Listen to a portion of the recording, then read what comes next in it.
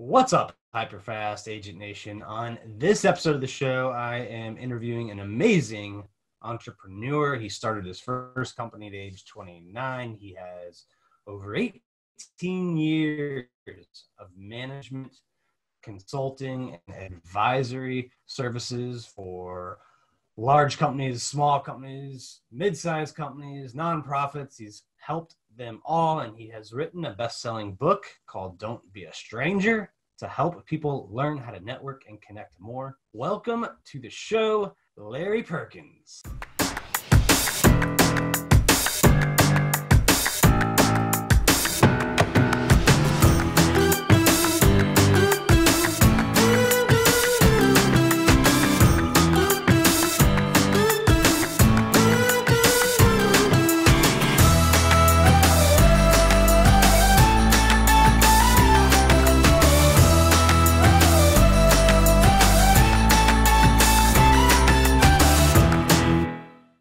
Glad to have you here today, Larry. How are you doing? I'm doing great. How are you? Thanks for having me. Yeah, it's a great Monday here. Things are going well. Another Zoom podcast interview. I'm sure you've been doing your fair share of these. What's one of the biggest lessons you think you've learned during this Zoom world pandemic lockdown? Uncharted territory that we're in now.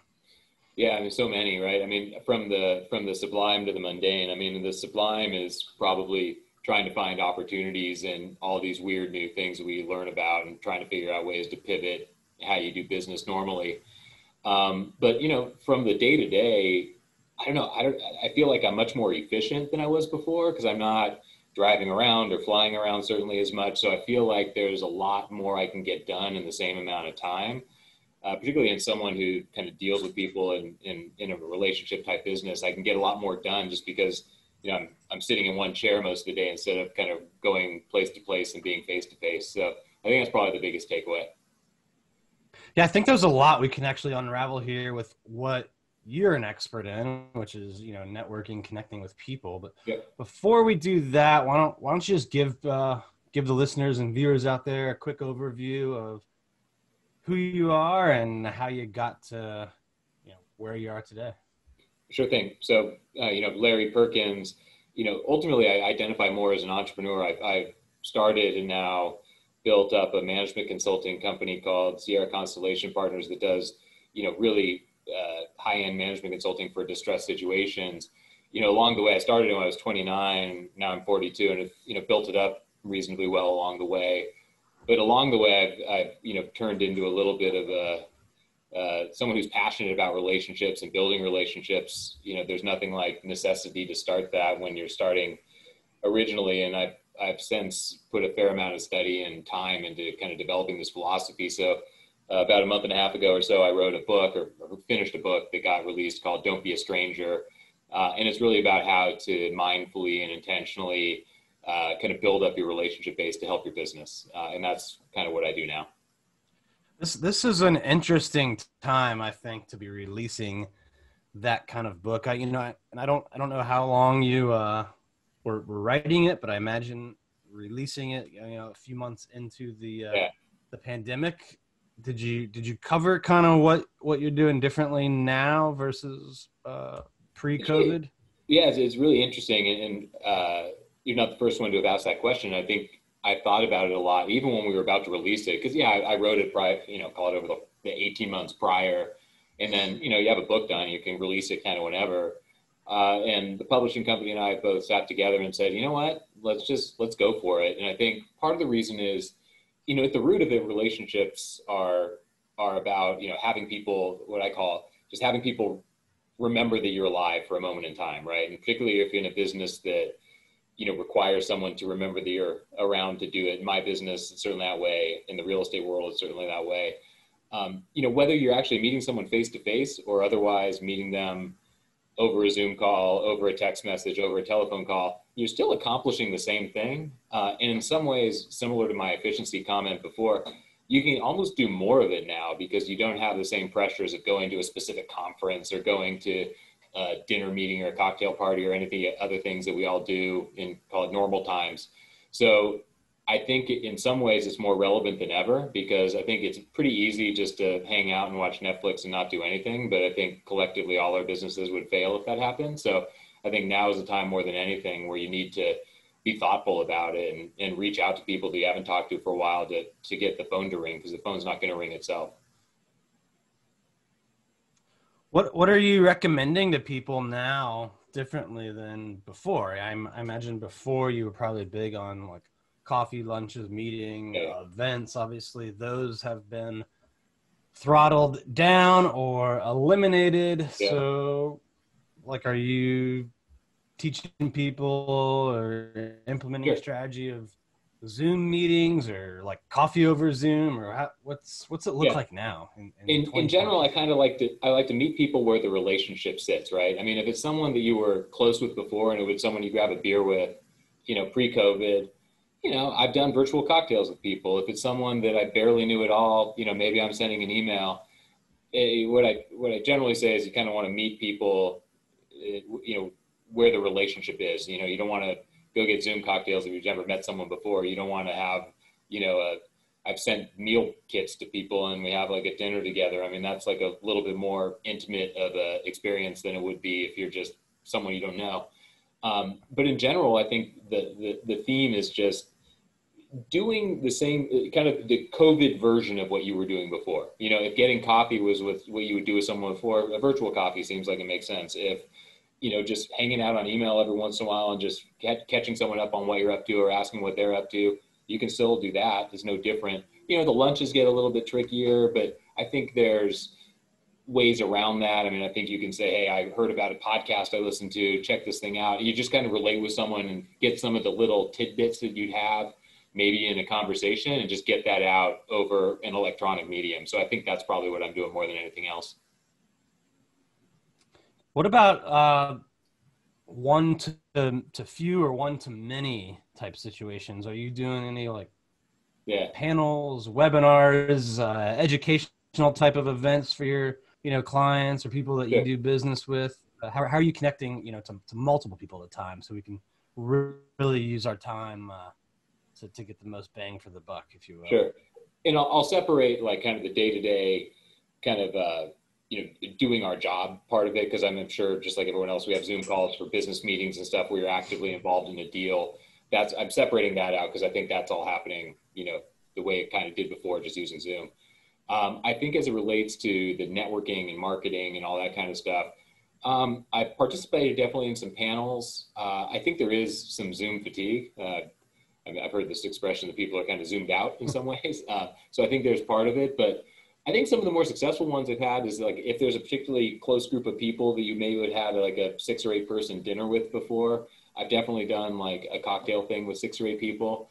And just like anything else, we're learning along the way, right? I think if it's just kind of these awkward silences and pregnant pauses just because everyone's just sitting there like, what do we do now? That's kind of lame. So I haven't been doing those as much. I feel like having some form of a moderated discussion helps a little bit more. And it doesn't have to be anything profound about what's going on in the real estate market or what's going on in the world. It could be, what's the coolest new video you saw? What's the newest Netflix thing you've seen? Have you read a good book recently?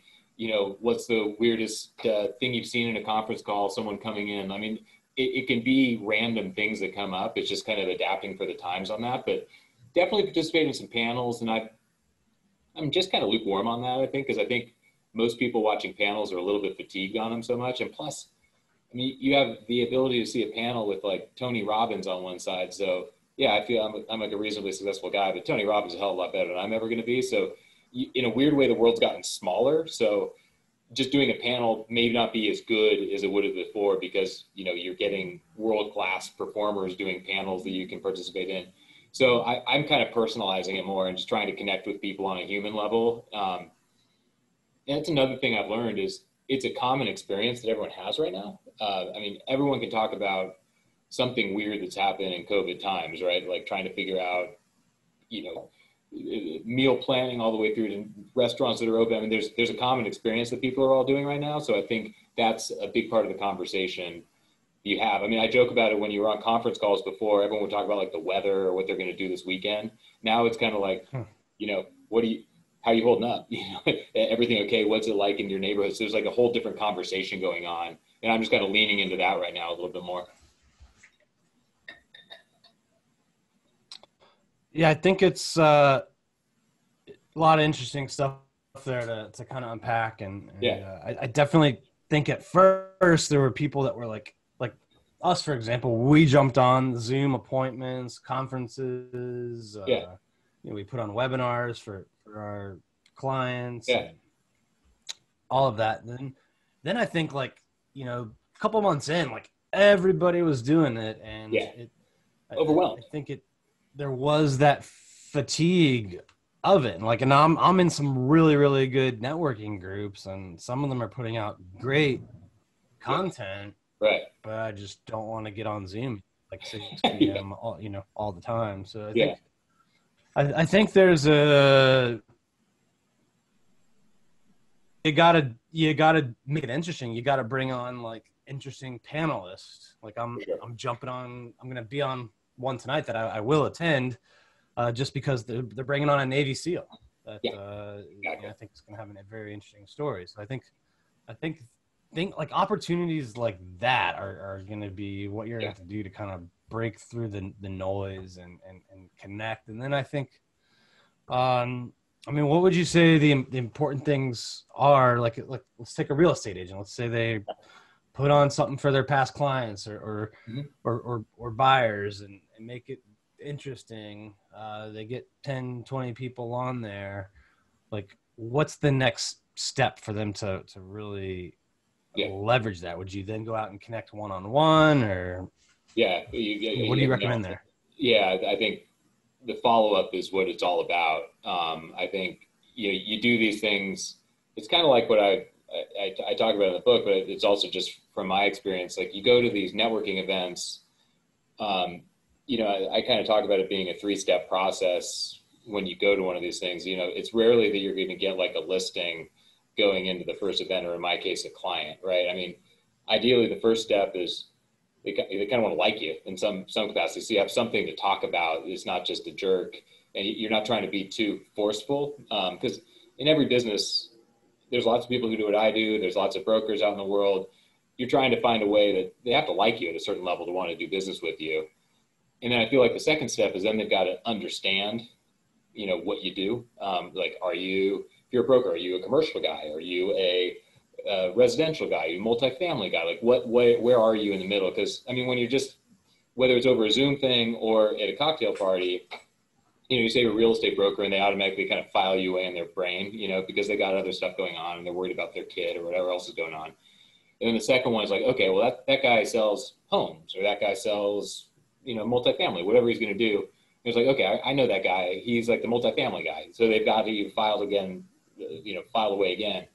And then the third step is like an opportunity needs to happen. If someone doesn't have a home to sell, then they can't really call a broker because there's nothing for them to do. So that's where I call it almost like hanging around the net. You just got to stick around a lot. And I think a large part of what I do, and I think a large part of the reason you do these Zoom calls and stuff like that is, maybe that, they inherited a house, and maybe that they stumbled across an opportunity where they need a broker. A large part of it right now is that you just, you follow up consistently. So when the thing comes up, you're there. What I call in the book is strategic serendipity. So you're strategically in the right place at the right time when the need comes up for what you're going to do. What I do for a living, I work with troubled companies. Most companies aren't troubled, but when you are troubled, I want to be the guy they think about to help them in that case. That's kind of the whole idea. So you're spending your time networking, meeting people, telling them your story, maybe examples of what you've done or have done, right? And they might not, need Larry today, but if the moment they get in trouble, if you've, done the job of following up with them, staying in touch, like, you're going to be top of mind when they think of who can help me solve this problem my company is having, right? That's the whole idea. I mean, there's this idea in brain science, and Malcolm Gladwell talked about it in a couple of his books. It's this idea, it's called Dunbar's number, right? And what it basically means, I don't get too far afield, but the human brain can keep track of roughly like 150 individual things, right, in your head. The example they give in the book, which I think is really smart, not my book, his books, is like if you drop like 150 pennies on the ground, you could probably sort out that it's like 110, 160, somewhere in that range. You just kind of guess at it. But if you drop 1,000, you could say it's 1,000,000, or you could say it's 500. You don't really have the ability to separate that. So that's pretty extreme. But where I'm going with that is, if you think about a regular person, you probably got 3,000 people in your address book in your phone. But realistically, you probably hang out and talk with like 100, 200 of them, somewhere in that number. So what I'm just trying to be is one of the people you remember whenever someone comes up is like, hey, do you know a good broker? Hey, do you need to know a good consultant? Chances are, what I used to say, it's whoever I had lunch with last. You know, if someone calls, do you know a good lawyer? I know 1,000 good lawyers, right? But like, I want the guy I'm going to remember is the guy that I probably had lunch with last week, or I hung out with, or his kids go to my kid's school, or something like that. Like, that's what I think about. So the whole idea is trying to be top of mind whenever that comes up. And being top of mind doesn't mean you have to write, you know, a 20-page essay about how great you are. I mean, you could be like, hey, did you see the Yankee game yesterday? They remember. You like kind of hack your way into their brain, and you kind of like, it's like an earworm. They're there. It's like, oh, I remember Larry. He's a good dude. I need that thing he was doing. It takes me 3 seconds to do that, and then you just kind of hack your way into their world. Now, you can't just do that randomly. You know, you have to be close enough with that person that it's not weird to talk about a Yankee game. But chances are, if you've been doing your job for any period of time, you've got, you know, a bunch of people already in your Rolodex or your contact book that you can reach out to, who you already know. You don't have to go find a bunch of new people. You probably know all the people you want to deal with already that are probably in your Rolodex. Yeah, I think I've heard that same example with playlists. Like, people, you know, can store more and more songs now on your iPhone or streaming or whatever, but there's really like 150 to 300 songs that you listen to, and you kind of, you may rotate 10, you know, in and out every so often, but it's really in that range. So that's you know, like, the person who's gonna get the most business can stay in that top 200, 300 list of the most people. I think one of the ways that, you know, real estate agents can benefit and maximize their chance of doing that is through some sort of automation, CRM. Does the book get into any of that, like how to organize this so that you can maximize your reach to people? Yeah, yes and no. I mean, I have a love-hate relationship with CRM stuff, because I mean, I think sometimes there's a lot of data in and not a lot of data coming out. Like, I feel like I'm feeding the beast, but it's never actually serving me. That said, we use a CRM. I think especially when you're coordinating amongst different people, I think it really helps. I mean, I think the best things I've seen out there are simpler is better. Like, I think if you're having to do a bunch of data entry anytime you need to do it, you're not going to use it just because it creates too much work. I think at the end of it, when I first started, I mean, I just had literally kind of like a list of my contacts and would just sort the ones that I would want to make sure I stayed in touch with. And I mean, everything from just having like a yellow piece of paper next to your desk, you know, just with a check mark to just say I reached out. But the key thing for me is that it's not so much what you're talking about, it's that you're talking, right? I think that's a big part that people overdo. Like, if you're making, you have to write down every note about the conversation. No deals to talk about, is interested in going on vacation to Hawaii next year. Okay, there's no real relevance there. It's just that the fact that you reached out to them is the important part. I actually tried to start a software company. It was like one of my big failures in my life, but trying to start a software company to do it, I just don't know software very well, because I think there's a huge opportunity for someone to do it. I think the CRM companies are a little bit more focused on reporting than necessarily helping the people underneath. So I've taken it into my own hands and just keep my list of people I want to stay in touch with, and, you know, add someone whenever there is someone important on there, but keep it simple, stupid. I think that's the name of the game with this. What's your daily routine look like with this staying in touch, staying top of mind activity? Like, How many people are you calling, texting, email, Yeah. jumping on Zoom with? Like, what does it look like day to day? How should people organize this? Yeah, I try. I mean, my touch, I call them touch points. That's kind of the metric that I use. And my definition of a touch point is just someone remembers that I'm alive. Like, that's kind of the basics of it. When I first started the business, like kind of the number that seemed to kind of make things all work is if I was touching, 30 people a week. And it sounds like a lot, but it really isn't, particularly when you get going a little bit. But what I'll typically do is I'll get, I'll probably knock out 4 or 5 of them a day. Just, hey, hope you're doing well. And again, I make it super organic, right? Especially if you know a bunch of people, like most of the people listening to you do. You can think about the conversation you had last time you saw them and what you were talking about. And you're not talking about the deal you're working on or anything else, but it's the fact that they're, they were dealing with the sick in-law. Like, hey, I hope your family's okay. Like, it's not that hard to think about. And that 2 sentences, makes a difference. I mean, there's a example I give in the book where I was sitting in an airport when we used to go to airports. I was sitting in an airport and, trying to watch, like, I think it was, kind of pre-streaming as ubiquitous as it is right now. And like, I was watching The Wire at the time and I ran out of shows to watch and I was like kind of bored. I didn't feel like going to get a beer. I was just kind of like, just sitting there.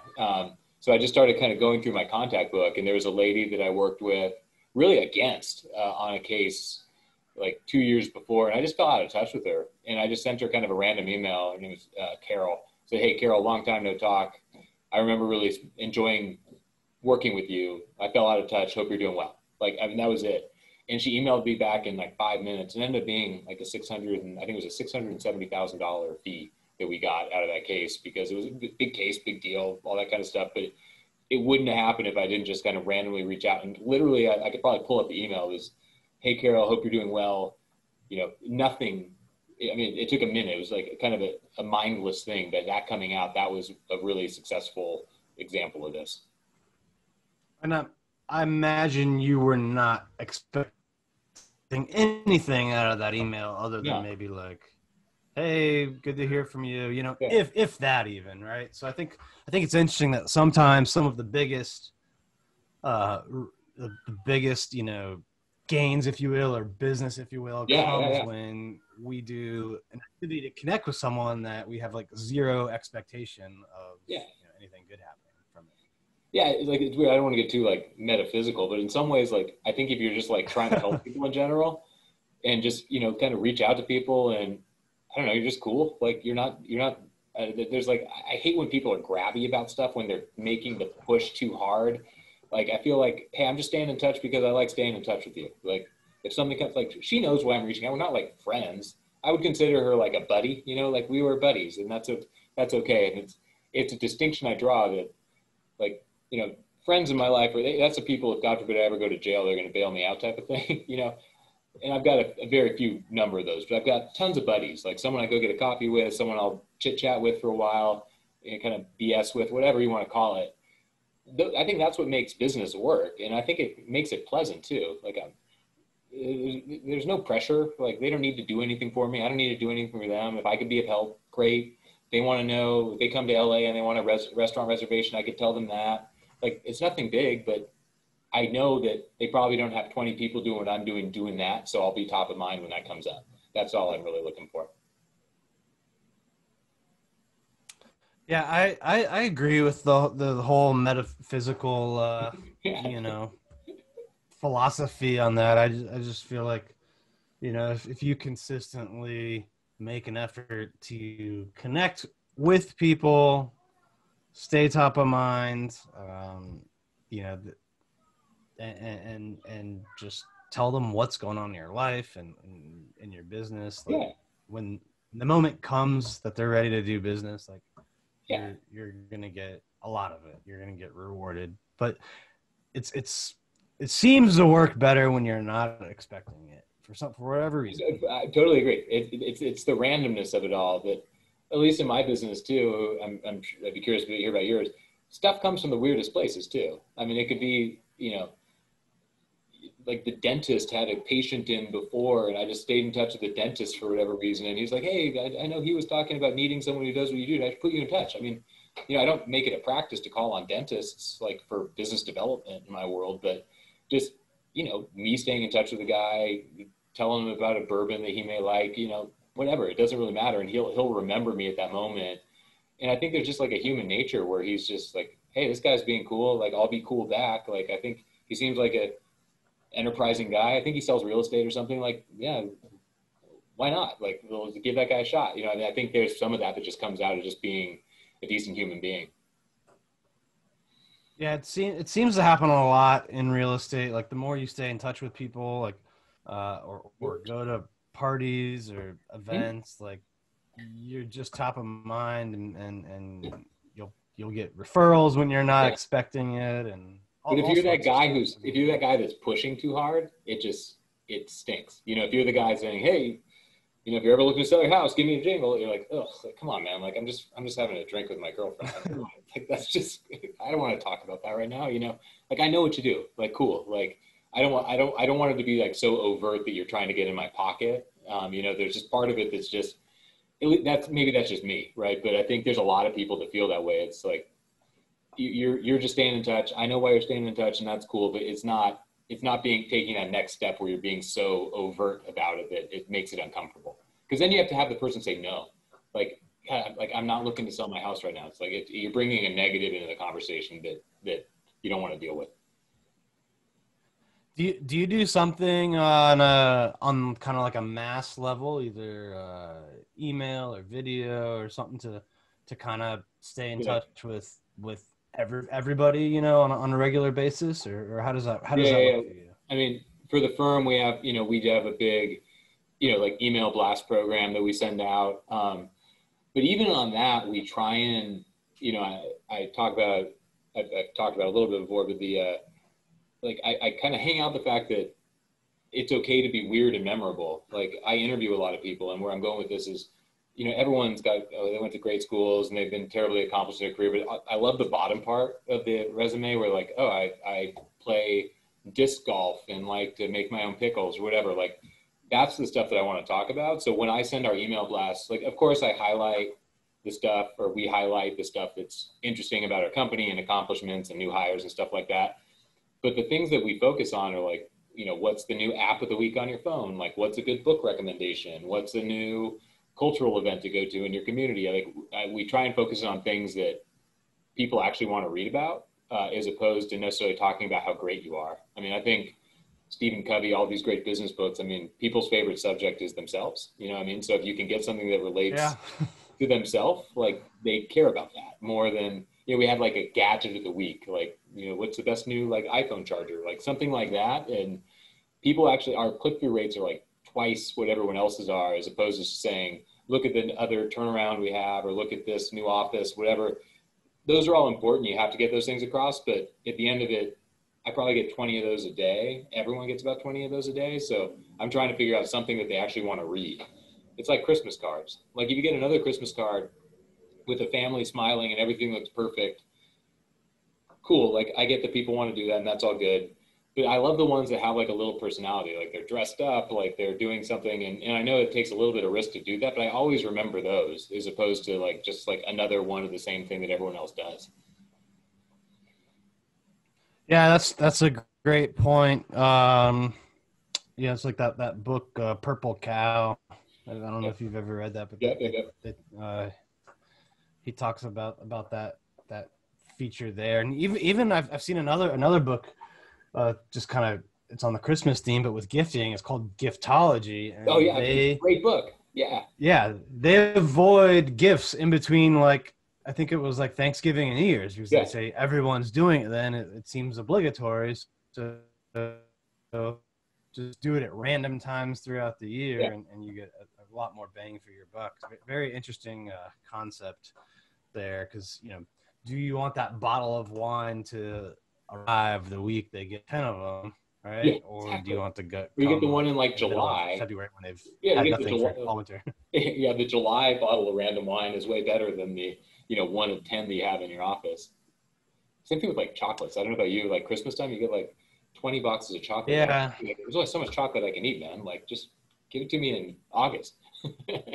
Our office gets so many of them that week or two. It's insane. I think people have a hard time breaking out of the norm though. Like, so they're in this mindset of like, well, everyone's giving a gift for this time, so whoever's gonna know if I don't do it, and I just don't think it's true. But it's very hard to get out of that kind of group think around this. Yeah, it's conventional thinking, right? I mean, what we're all trying to do is stand out, right? And I don't know, I work on this stuff a lot because I've definitely been prone to conventional thinking too, still do all the time. But you're like, what's the downside? Like, is anyone going to be like mad that I send something in July, or I'm a little bit different? Like, what's really going to happen if I don't? Is someone keeping a list like, well, Larry didn't send him something that month? Like, no one's doing that. I mean, I think it's just, I don't know.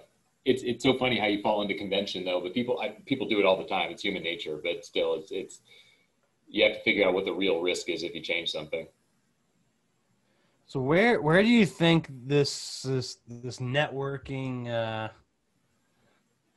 practice and how we do it, like, where do you think it goes like 6 months from now, a year from now, when we're on the other side of the pandemic? And like, do you think we're going to see less Zooms and people will be comfortable getting together again for happy hours, coffee, lunch, all that? Or like, where do you think this is in a year? Like, what changes and what goes back to pre-COVID? Yeah, I really hope like we kind of mash up like some of it, because I miss people. I'm sure you do too. Like, I like talking to people. I think there is like I don't want to sound too California, but there's kind of an energy of just like meeting with people that I miss, right? Of just sitting across from a table and breaking bread. Like, I think there's something to that. So I want that to come back in some capacity. But I think there is going to be, I think we've kind of broken through the barricade on Zoom. So I think people are going to be a lot more comfortable probably doing a Zoom coffee in their office. Because I mean, for me at least, as someone who meets people a lot, okay, the coffee takes 30 minutes, but then you've got to drive there or walk there or whatever. That takes 30 minutes to get there. You got to go up and down your building, whatever that's going to be. I think that probably won't go back all the way, because I think you can accomplish the same thing in between. My sense is it's going to be meeting new people is probably going to look a lot like what you did before, but I think a lot more of the follow-up will probably be virtual, would be my sense, because it's hard to meet new people virtually unless it's like through just a straight recommendation or referral to somebody else. I think meeting people at a conference or something like that, I think that's really hard in this world right now. So I think that will come back in some capacity. But I think a lot of the day-to-day stuff that, I don't know, if you go to a conference, if you're crazy, you go to a conference once a month, but that's 2 days. I think the other 29 days will probably look a lot more like now than it did before. That's just my guess. I agree. I think some of it will be good. Some of the changes will be good, and some will go back to normal. I think either way, we definitely, because of technology, have the ability to stay more connected in ways that don't require as much time. But I do think for new people and maybe for group events and whatnot, like getting together in person does have that energy that I think most people anyway, probably like are missing that a little bit, if not a lot. So it will be interesting to see though what stays, what doesn't, and how the transition. Yeah. For sure. Well, I think we're kind of running out of time here, but I do want to conclude with the hyperfast round that we always do with our guests. So if you're ready, rapid fire questions. All right. What's the biggest piece of advice you'd give to a new real estate agent right now? Go through your phone book, reach out to one person you haven't talked to in 6 months that you liked and for whatever reason didn't follow up with, and see where it goes. That's a good one. What's the biggest piece of advice you would give to an experienced real estate agent or any business owner right now? So someone that's been in the business for 10 years or more. Yeah, I would I won't give the same answer for everything, even though it probably is the same answer for everything. But I think what I would do is, focus on what you got, right? Because you probably have a really robust network if you've been experienced in doing this for a long time. So don't worry about the people that you're not meeting right now. Worry about the people that you've already met that you haven't followed up with. I think that's the name of the game. Yeah, that's another great tip there. What's the biggest challenge you've had in business, and how did you overcome it? Gosh, I think the biggest challenge I had was, I started my business at 29, as the youngest guy by a long way in the industry at the time, at least in my position. I think probably what I realized is that there was much more fear driving it than actual skills. So I think probably the biggest challenge to me was just getting over myself and being afraid to look dumb doing it, and then just kind of fighting through that. And I think that's probably the biggest challenge, is getting out of my own way. All right. What would we find you doing when you're not working? I got more hobbies than time. I read a ton, but that's kind of boring. What else do I do? I started taking hip hop classes to try and learn how to dance better, or at all, because I'm a pretty crummy dancer. I tried to do that pre-COVID. It's kind of hard to do that post-COVID world, because you kind of need someone to teach you, especially when you're as bad as I am. But yeah, I kind of want to, that was definitely about the most uncomfortable thing I've done in a long, long time, to kind of put yourself out there. So trying something new like that was kind of probably the biggest thing for me. All right, last one. Where do you see yourself 5 years from now? Yeah, I see us continuing to build what's turning into a pretty cool company here, and taking our business and continuing to evolve it into what we're trying to do. We're starting a whole bunch of different kind of businesses coming off of this, ranging from the book and other stuff. But I think continuing to build, work the plan that we've got and see if we can continue getting there. All right. Well, thank you so much, Larry, for being on the show. Before we sign off, why don't you tell people where they can find your book and how they can contact you if they're interested in connecting with you? Sure thing. We have a webpage for the book. It's called don'tbeastrangerbook.com. And that's a good way. It has contact info on there. And then of the socials, I'm the most on LinkedIn, and Larry Perkins on LinkedIn. And I'm pretty good about following up from there. All right. Well, if you're listening out there, check out the book, Don't Be a Stranger, at don'tbeastrangerbook.com, and connect with Larry if you want to follow up or have more questions with him or for him. Thank you so much, Larry, for being on the show. I really enjoyed it today, and you offered some great advice on networking and connecting. And I know our listeners and viewers out there will get a ton of value. And thank you to everyone for tuning in, and we'll see you next time. Thanks, Dan. Really appreciate it. Great show. Thank you for tuning in to this episode of the Hyperfast Show. Subscribe to us if you want to make sure you get the latest and greatest Hyperfast shows. And remember, we love reviews. Reviews help us bring better and better guests and improve our shows. So give us the good, the bad, and the ugly. We hope you enjoyed the show, and we will see you next time.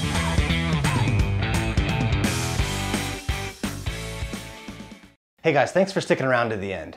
I hope you enjoyed that video, and if you want to see more, click right here. And if you're new to this channel, click below to subscribe and turn on post notifications so you don't miss out. And leave some comments about what you think on the videos. I'll see you next time.